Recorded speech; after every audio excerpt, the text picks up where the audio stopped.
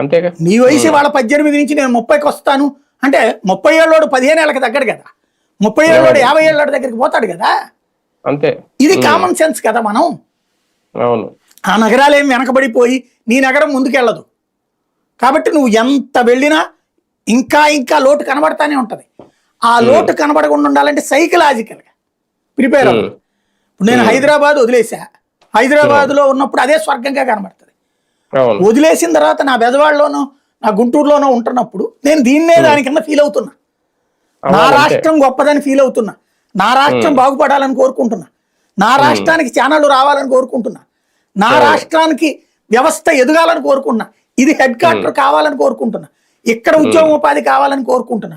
అందుకని ఎవడు ఇన్వెస్ట్మెంట్ పెట్టినా కూడా హైలైట్ చేస్తుంటా నేను, ఇదిగో రాష్ట్రానికి ఎట్లా వస్తుంది అన్నటువంటిది. ఇది ఇక్కడ ప్రజల్లో మోటివేట్ చేయి. నువ్వు ఆంధ్రలో బతకడం హ్యాపీ, ఇది గొప్ప విశేషం అన్నటువంటి కోణంలో మోటివేట్ చేయండి. అట్లాగే ఇక్కడ ఆడపిల్లల్ని ఇక్కడ అబ్బాయిలకే చేసుకోండి అని చెప్పండి ఎక్కువగా. నువ్వు మళ్ళీ విదేశాల్లోకి నేను పైకి లేపుతాను, లేకపోతే విదేశాలకు వెళ్ళేటందుకు ఇప్పుడు ఈ మధ్యన ఒక కొత్తది నేర్చుకున్నారు, జర్మనీ వెళ్ళడానికి ట్రైనింగ్ ఇస్తాం, జపాన్ వెళ్ళడానికి ట్రైనింగ్ ఇస్తాం. అంటే మీరు ఇచ్చిన తర్వాత ఇక్కడ వాళ్ళని తరిమేస్తారు కదా. ఇట్లాగే కదా నువ్వు ఆంధ్రాలో ఉన్నటువంటి వాళ్ళందరూ విదేశాలకు వెళ్ళిపోవడం వల్ల తెలుగుదేశం దెబ్బతింది. ఇప్పటికీ అర్థం చేసుకోకపోతే ఎట్లాగా. మన నర్సింగ్ వాళ్ళని నర్సింగ్ ఉపాధి ఎక్కువ జర్మనీలో ఉందట, వాళ్ళందరికీ నర్సింగ్ వాళ్ళందరికీ ఇప్పుడు జర్మనీ భాష నేర్చుకోమన్నారు లోకేష్ గారు. నేను చెప్తున్నది ఇక్కడ అది మంచిదే, వాళ్ళ